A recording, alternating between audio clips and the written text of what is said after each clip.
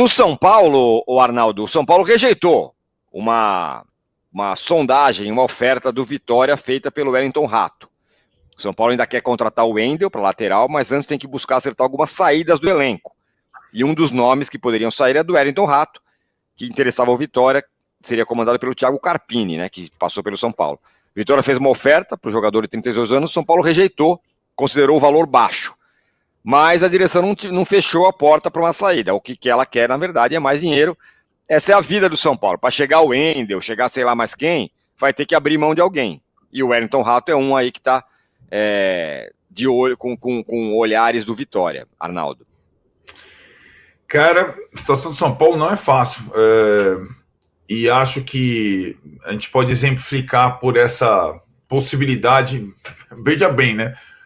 Se o Wellington Rato não é titular, ele é quase titular do São Paulo, né? Nas Copas, ele jogou como titular contra o Botafogo, contra o Galo e tudo mais. É o cara da bola parada e tudo mais. Só fez um gol no ano, é verdade, tal. Jogou mais no ano passado, esse ano se contundiu, tal.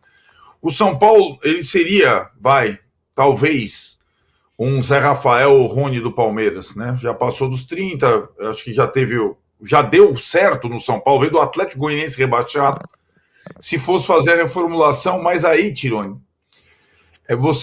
você pega a seguinte situação: o Vitória da Bahia, né, que permaneceu com grande dignidade na primeira divisão, está tirando um jogador praticamente titular do São Paulo, porque o São Paulo precisa vender. Além disso, essa engenharia que você falou, esse Excel do São Paulo, né, para colocar você tem que tirar 3 ou 4, ele pode até, se bem feito, melhorar o time titular do São Paulo, dependendo dessa...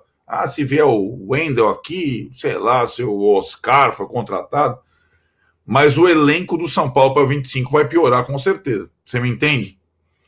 Porque para botar você tem que tirar 3 ou 4. Quando você precisar dos reservas, você vai ter muito menos gordura.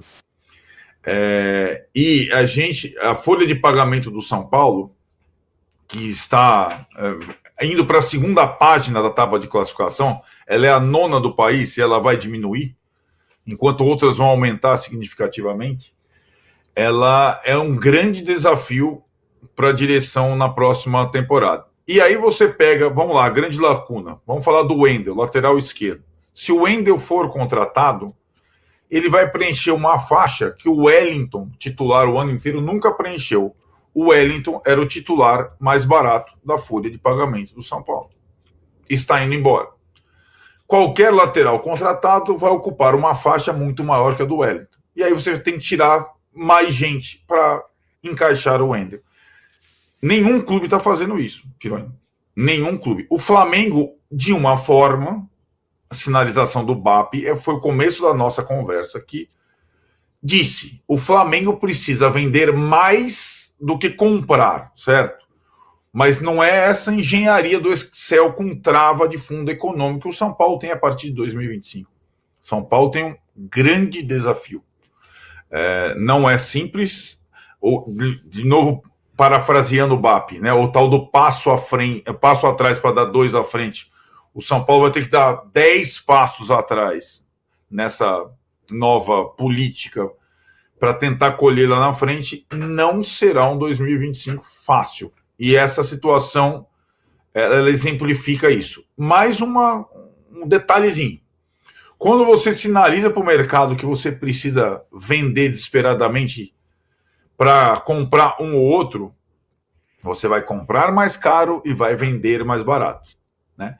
Então, é uma situação, não é simples, e vejo pouca possibilidade do São Paulo ter um elenco do nível que teve nesse ano para a próxima temporada. Quem não gostou e achou pouco o 6º lugar do Brasileiro, saiba que, se repetir dessa classificação na temporada seguinte, está de ótimo tamanho pelo investimento que o São Paulo fará no seu elenco.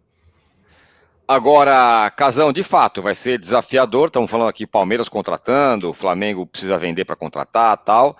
O São Paulo, talvez, dos grandes aí, esteja na situação mais, ou melhor, estabeleceu um caminho que vai ser duro. Me parece o caminho absolutamente correto, que é o contrário do caminho do Corinthians, mas é um caminho duro. Vai ter que cortar na carne e vai ter que ser assim. Não tem muito como inventar.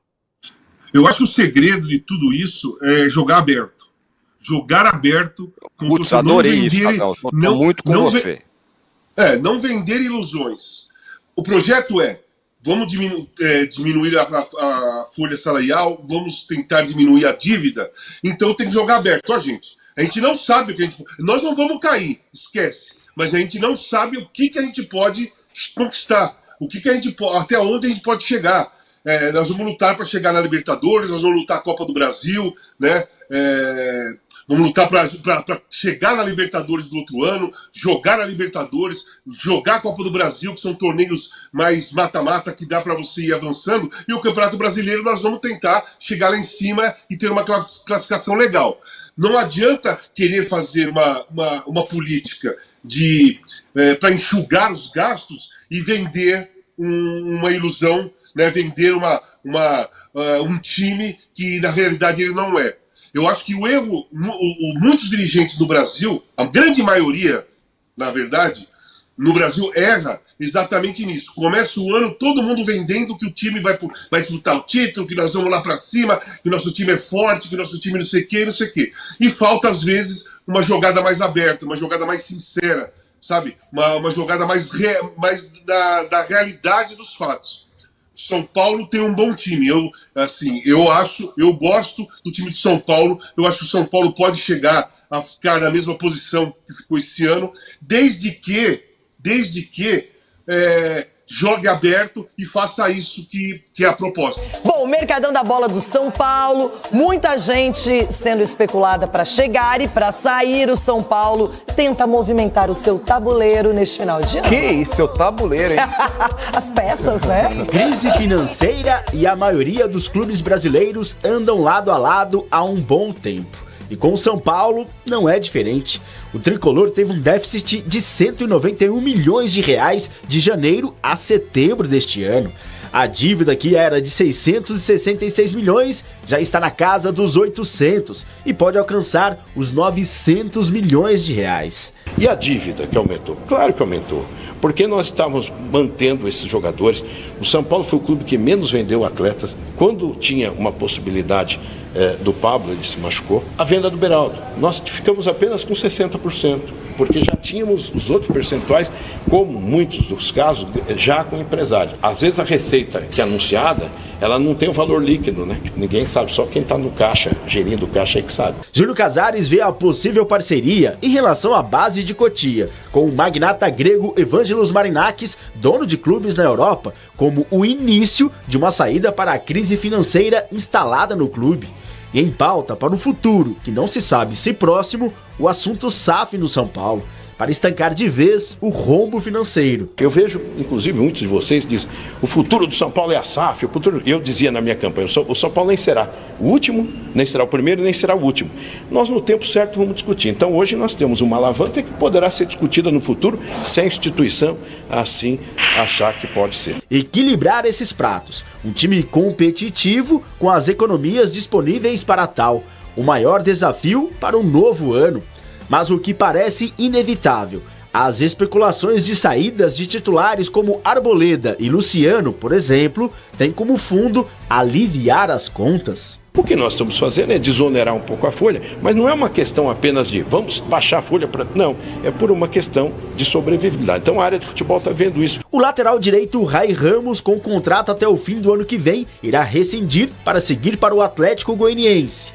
E outros podem ser negociados, como o zagueiro venezuelano Ferrarese. Dos 68 jogos do São Paulo no ano, atuou em apenas 25, sendo 18 como titular. E custa caro. Olha, o Ferrarese, temos sondagens. É um grande jogador, é um jogador também que nós trouxemos da Premier League, porque é do Grupo City. Então o Ferrarese é um jogador que nós contamos com ele, até porque ele jogou até de lateral direito, ele foi bem. Mas depende muito. Gabriel, todas as propostas são ouvidas e analisadas. O camisa 10 é um sonho, mas a expectativa por Oscar está cada vez mais difícil. A lateral esquerda, uma necessidade, mas em nada avança a negociação por Wendel do Porto.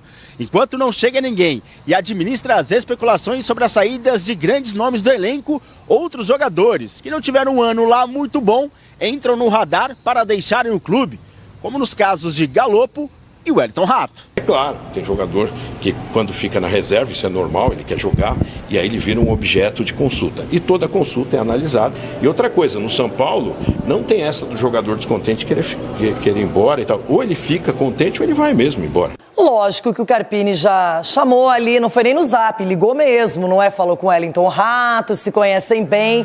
Lá ele seria o cara, seria o destaque. No São Paulo, ele joga ali no ataque, mas não é o principal atleta, Dedê. Não é o principal atleta, já chegou a ser. É que ele machucou, então ele perdeu o ritmo.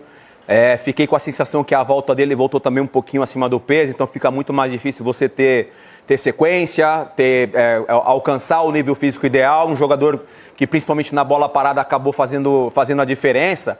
Mas quando você tem um treinador que liga diretamente para você e te dá essa importância de contar com você nesse caso no Vitória, cara, faz diferença, assim. Eu não sei qual que vai ser a escolha do Wellington, tá num gigante, que é o São Paulo. São Paulo não tem uma perspectiva tão positiva assim para a temporada, porque o Casares já deixou isso muito, muito claro, então fica nas mãos do jogador. Mas contar com a confiança do Carpini nesse caso faz muita diferença na tomada de decisão.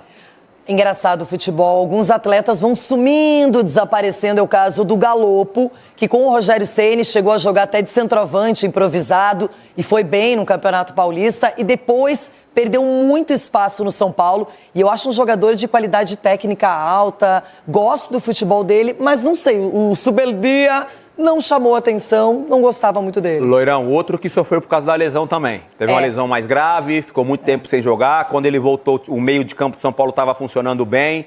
Se eu não me engano, ele até deu uma declaração falando que queria ter mais oportunidades, ter mais espaço. Aparentemente isso não aconteceu com o Zubeldia e é um jogador que fica aí à disposição do mercado também. Para o São Paulo, você imagina também que o meia seria a posição mais carente ou laterais? Como eu fiz a pergunta para o Corinthians, sim. Repito agora para o tricolor paulista. Um zagueiro, 2 laterais, tanto esquerdo quanto direito, e principalmente o número 10, que eu acho que é a grande carência do São Paulo hoje, é um 10 que pense o jogo, acelera quando tem que acelerar, que administra esse meio de campo, porque se você parar para analisar, você tem um 9, que é o Caleri, que provavelmente deve voltar bem, né? Porque ele terminou a temporada embaixo, deve voltar bem na temporada que vem. Não sei se o Luciano vai permanecer ou não, falamos essa semana sobre isso. Você tem o Lucas, que para mim é a grande referência desse São Paulo. O Lucas em algum momento ensaiou até jogar no meio, aí acabou voltando para a ponta. O Rames, se tivesse dado certo, poderia ter resolvido o assunto. O problema é que não aconteceu e agora... Exato. Vai ser difícil encontrar um camisa 10 habilidoso, hein? Exato. Então você tem que monitorar, e o São Paulo já deve estar fazendo isso, que não é fácil você achar um camisa 10 com qualidade e com um preço que caiba no bolso do São Paulo, né?